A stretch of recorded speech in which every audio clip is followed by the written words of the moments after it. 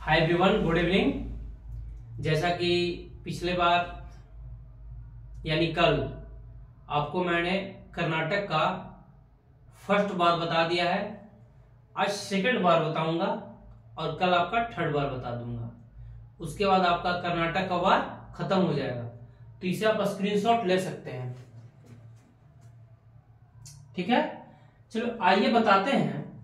तो द्वितीय कर्नाटक जो युद्ध हुआ है वो 1749 से लेकर 1754 तक। लेकिन फिर एक ही क्वेश्चन, कल वाला फिर से रिपीट क्वेश्चन कि आखिर ऐसा क्या स्थितियां बनी कि कर्नाटक युद्ध हो गया और इसमें यूरोपियन भी आपस में भिड़ गया। यानी यूरोपियन कौन था उस समय? ब्रिटेन और फ्रांस। आखिर ऐसा क्या स्थितियां बनी? आप लोग इस पे सोचिएगा थोड़ा सा दिमाग पे कि कर्नाटक के युद्ध हो गया, यूरोपियन भी भिड़ गए। तो देखिए मामला क्या होता है, एक स्टोरी फॉर्म में हम यहाँ पे हम क्रिएट कर देंगे। उतना हम वर्टिकल नहीं जाएंगे। वर्टिकल कहने का मतलब मेरे भाई, ये कुआं है, इसके पूरा अंदर नहीं जाएंगे क्योंकि जाने से कोई फायदा है भी नहीं, क्वेश्चन भी यहां से नहीं बनेगा। सिर्फ यहाँ की कुआं से हम टच कर निकल जाएंगे। तो आइए जानते हैं। तो देखिए हम आपको बताया थे मेरे भाई पिछले वीडियो में या पिछले क्लास में कि कर्नाटक है, यहाँ पे हैदराबाद भी है। थोड़ा सा हैदराबाद भी एक है, कि वर्ल्ड मैप पे हैदराबाद थोड़ी मिलेगा। हैदराबाद भी है और कर्नाटक भी है। तो दोनों जगह क्या होता है, उत्तराधिकार का जंग होता है। उत्तराधिकार जंग करने का मतलब समझ पा रहे हो कि जैसे उसका बाप क्या था, राजा था, अब उसका बेटा झगड़ा कर रहा है कि भैया गद्दी पे हम बैठेंगे और वो कह रहा है गद्दी पे हम बैठेंगे। तो ये मामला जो था दोनों जगह चल रहा था, कर्नाटक में भी चल रहा था और हैदराबाद में भी चल रहा था। तो उस समय डुप्ले बड़ा शातिर आदमी था, फ्रांस का गवर्नर था और ब्रिटिश का भी गवर्नर था कोई, ये मोरसे था, कल का उसमें था, लेकिन इसमें कोई शायद दूसरा कोई ध्यान नहीं है, उतना कोई क्वेश्चन भी पूछता नहीं है। तो अब क्या रहता है कि आपसी फुट रहता है कर्नाटक में भी और हैदराबाद में। परस्पर है कि जब दो घर में लड़ाइयां होगा तो एक कल भी कहावत बोलते, घर फूटे गंवार लूटे। यानी जब तुम्हारी घर की स्थिति ठीक नहीं रहेगी तो बाहर के लोग मजा लेना शुरुआत कर देंगे। तो सेम यहीं पे है कि कर्नाटक का उत्तराधिकार और हैदराबाद का उत्तराधिकार दोनों जगह चलता है, उत्तराधिकार दोनों जगह चलता है। अब ब्रिटिश सोचता है क्यों ना हम आंतरिक मामलों में हस्तक्षेप कर दें, ब्रिटिश और फ्रांस दोनों हाँ, क्यों ना आंतरिक मामलों में हस्तक्षेप कर। डुप्ले के दिमाग में ज्यादा ये सब चलता है, खुरपाती दिमाग। तो अब क्या करता है डुप्ले, हैदराबाद में निजाम का नाम सुने हो, दिख रहा है ना यहाँ पे, हैदराबाद में निजाम का नाम सुने होंगे। अब निजाम के दो पुत्र थे, एक था नासिर जंग और दूसरा था मुजफ्फर जंग। यहां तक समझ में आ गया। अब जो कर्नाटक में था उसका नवाब का नाम था अनवरुद्दीन, ठीक है। और जो अनवरुद्दीन का दामाद था वो था चंदा साहेब। क्या नाम था? चंदा साहेब।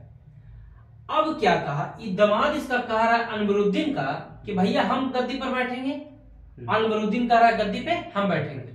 तो क्या हो रहा है, लड़ाई झगड़ा यहाँ पे हो रहा है। यहाँ पे क्या हो रहा है, नासिर जंग और मुजफ्फर जंग में झगड़ा हो रहा है। ये कह रहा है गद्दी पे हम बैठेंगे, ये कह रहा है गद्दी पे हम बैठेंगे। तो डुप्ले शातिर माइंड का रहता है। डुप्ले क्या करता है, यहाँ चंदा साहब को सपोर्ट कर देता है। कर्नाटक में थोड़ा सा हौच-पौच है थोड़ा सा, लेकिन समझ में आ जाएगा। यहाँ चंदा साहब को सपोर्ट कर देता है कौन? डुप्ले। और यहाँ भी झगड़ा चल रहा है क्या, उत्तराधिकार का। अब यहाँ पे क्या करता है डुप्ले, मुजफ्फर जंग को सपोर्ट कर देता है। यानी हैदराबाद में भी सपोर्ट कर दिया और कर्नाटक में भी सपोर्ट कर दिया। कर्नाटक में किसको सपोर्ट किया? चंदा साहिब को। इधर हैदराबाद में सपोर्ट कर दिया मुजफ्फर जंग को। समझ पा रहे? तो ब्रिटेन क्यों पीछे हटे? अब ब्रिटेन क्यों पीछे? जैसे कि घर में तुम दो भाई हो, एक को हम सपोर्ट कर दिए तो हमारा कोई भाई सोचेगा भैया हम सपोर्ट इसको कर देते हैं, बिल्कुल स्वाभाविक सी बात है। तो अब ब्रिटेन क्यों, तो ब्रिटेन क्या करता है, यानी ब्रिटिश कंपनी क्या करता है, नासिर जंग को सपोर्ट कर देता है। समझ पा रहे हैं यहाँ पे? मुजफ्फर जंग को सपोर्ट कौन किया? डुप्ले। अनवरुद्दीन का दामाद चंदा साहिब को कौन सपोर्ट किया? डुप्ले। तो ब्रिटिश क्यों पीछे हटे? अब ब्रिटिश क्या करता है कि नासिर जंग को सपोर्ट कर देता है और इधर अनवरुद्दीन को सपोर्ट कर देता है। मामला कर्नाटक का था, ये भिड़ंत हो गया यूरोपियन में, यानी ब्रिटिश और फ्रांस आपस में भिड़ गए। तब से मामला हो जाता है, बहुत ज्यादा लड़ाई झगड़ा होने लगता है। तो लड़ाई झगड़ा स्थिति होने लगता है, लेकिन लड़ाई अनिर्णायक रहता है, ऐसा कोई निकलता हल नहीं है। लेकिन इसमें कुछ कारण से इंटरनल है, हम क्या बोलते हैं, भटकर अंदर नहीं जाएंगे। कुछ कारण से डुप्ले की हार हो जाता है। यहाँ पे डुप्ले हार जाता है। कहाँ पड़ी? कर्नाटक में डुप्ले की हार हो जाता है।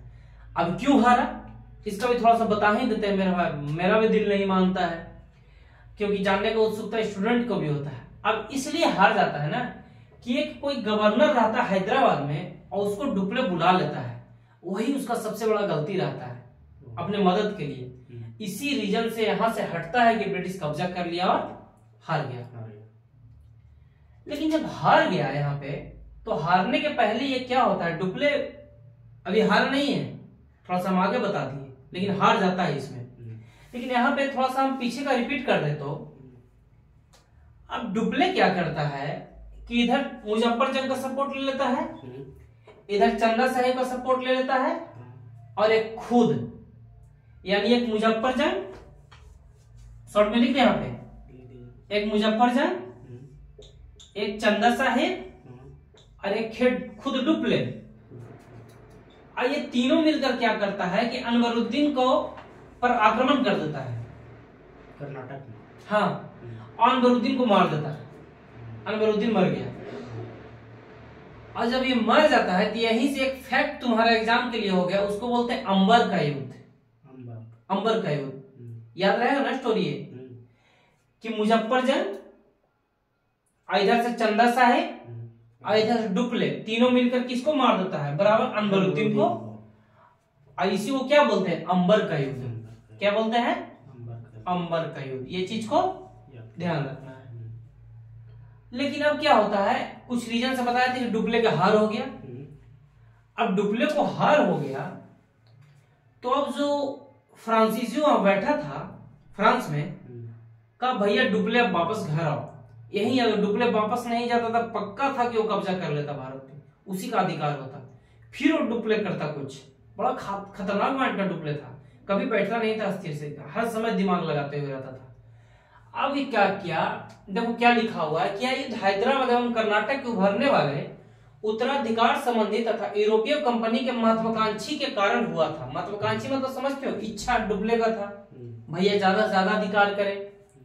फ्रांसीसी कंपनी के महत्वाकांक्षी गवर्नर डुप्ले बहुत शातिर माइंड का आदमी था, मार्कर होगा ब्लैक का है वहां पे।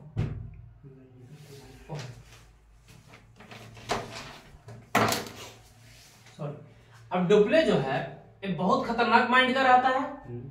इसके शुरुआत की तो बता दिए थे, उत्तराधिकार में मामला सेट करने लगा, हस्तक्षेप करने लगा। ब्रिटिश कंपनी ने विरोधी कंपनी का पक्ष, यहाँ पे देखा ना नासिर जंग का, तो हैदराबाद पर प्रश्न, मतलब वही कहानी सेम पर लिखा हुआ है।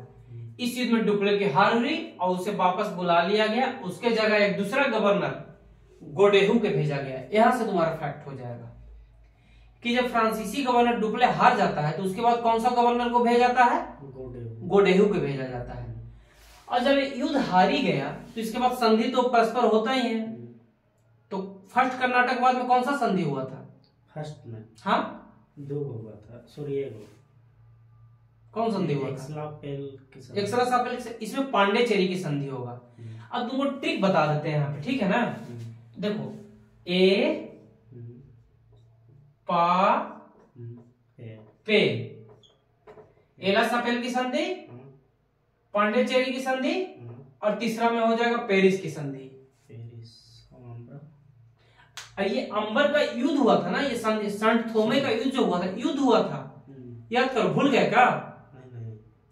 संत थोमे का युद्ध किस लिए हुआ था? महफूज खान को जो हरा देता डुप्ले, उतना सारा सैनिक को।